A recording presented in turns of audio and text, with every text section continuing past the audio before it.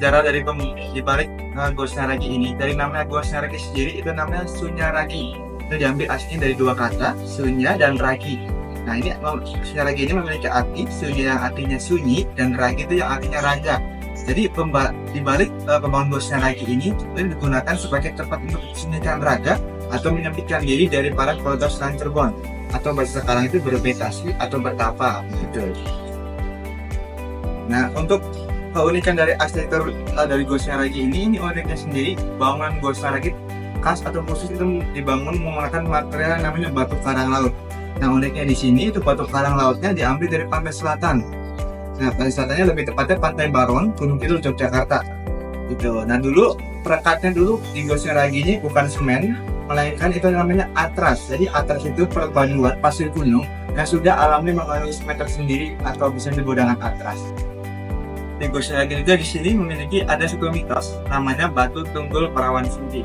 Nah di sini perawan suci sendiri itu mengartikan adalah perawan suci atau perawan tua yang tidak mendapatkan jodohnya di akhir hayatnya.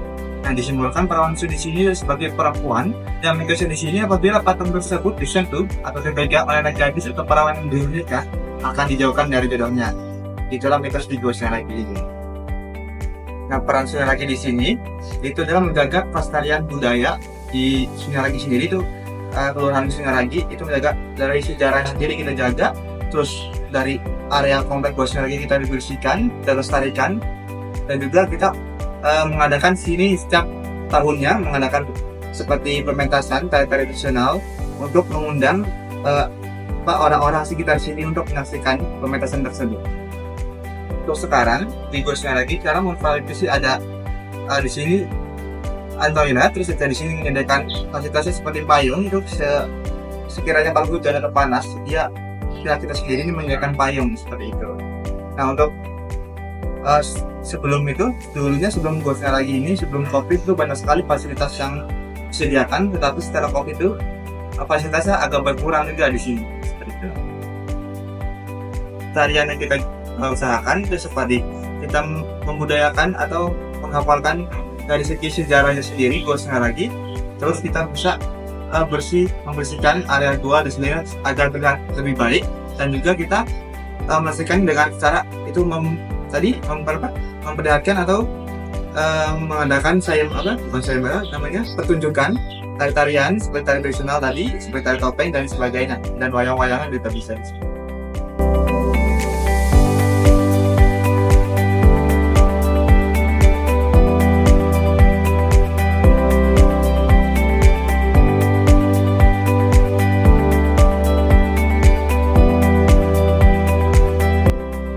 Di sini di Gua Snaragi cuma ada satu pendopo, namanya pendopo ini Gedung Pesanggeran yang kita lagi berdiri ini. Nama Gedung Pesanggeran atau Gedung Pesanggeran sendiri disebut Gedung Persinggahan dan tempat tinggal juga bisa.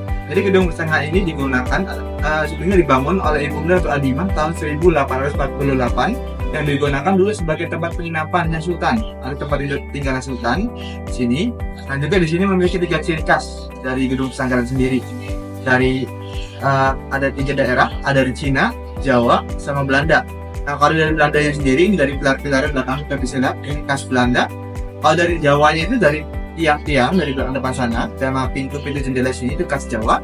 Kalau dari Cinanya itu dari atapnya itu seperti kelenteng. Nah di Gua Snaragi sendiri di sini memiliki ada 10 bangunan. Nah kurang lebih 10 bangunan itu memiliki nama yang berbeda-beda dan juga fungsi yang berbeda-beda seperti itu. Nah saya mulai dari depan dulu. Di depan saya namanya Gua Pengawal. Gua Pengawal sendiri dibangun tahun 1596 dan digunakan sebagai tempat beristirahat para pengawal sultan. Dan juga di depan sana namanya Gua Simanyang, digunakan sebagai tempat Sapam atau penjaga dari pintu masuk dari Gua Snaragi sendiri. Dan juga ada namanya Bangsal Jinem. Jadi Bangsal Jinem sendiri itu artinya ruangan, dan Jinem artinya pujian atau guneman. Jadi fungsi dari Bangsal Jinem sendiri itu untuk memberikan pidato atau pengumuman atau wejangan kepada para prajurit atau rakyatnya sedang berada di depannya.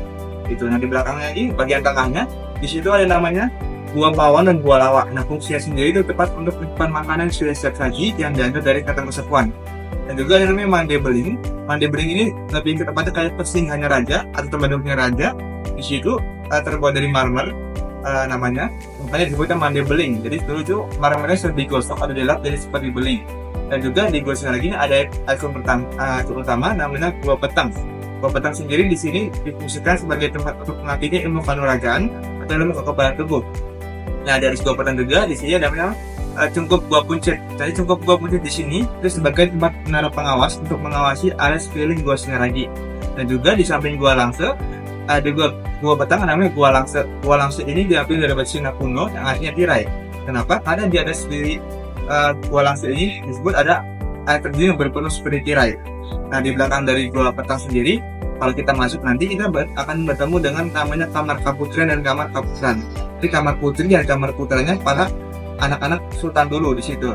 Jadi kamar di sini bukan tempat tidur, melainkan untuk penggemblengan ilmu agama, sosial, dan budaya. Dan bagian tengah dari Gua Sinaragi juga yang menghubungkan bagian depan dan bagian belakang Gua Sinaragi terdapat sebuah namanya Balai Kambang. Jadi Balai Kambang di sini itu fungsinya dulu untuk tempat tadarusan atau namanya memberikan alat musik rebana pada malam hari saja. Dan paling belakang Gua Sinaragi ada namanya Gua Arga Jumut. Arga Jumut sendiri memiliki arti arga dan arti hidangan, dan jumut artinya mengambil atau mencomot. Jadi fungsi dari Gua Arga Jumut sendiri itu tempat untuk penjamuan atau tempat makan atau ruang makan untuk keluarga sultan dan lain sebagainya. Nah, untuk gua terakhir namanya Gua Padang Ati.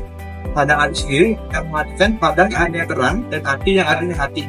Jadi fungsinya sendiri itu untuk menerangkan hati atau menerangkan hati sultan di dalam gua tersebut. Yang mungkin sekian. Dari Gua Sinaragi sendiri ini kita buka dari jam pukul 8 pagi sampai jam 4 sore. Nah, untuk tiketnya sendiri untuk anak-anak yang sudah SD itu tiketnya harganya cuma 10.000. Nah, kalau sudah dewasa atau bukan pelajar atau mahasiswa, ya tiketnya sekitar 15.000. Nah, untuk tiketnya sendiri ini ada promo di Gua Sinaragi sekitar kalau sudah melebihi 50 orang kapasitas dia mendapatkan diskon 10%.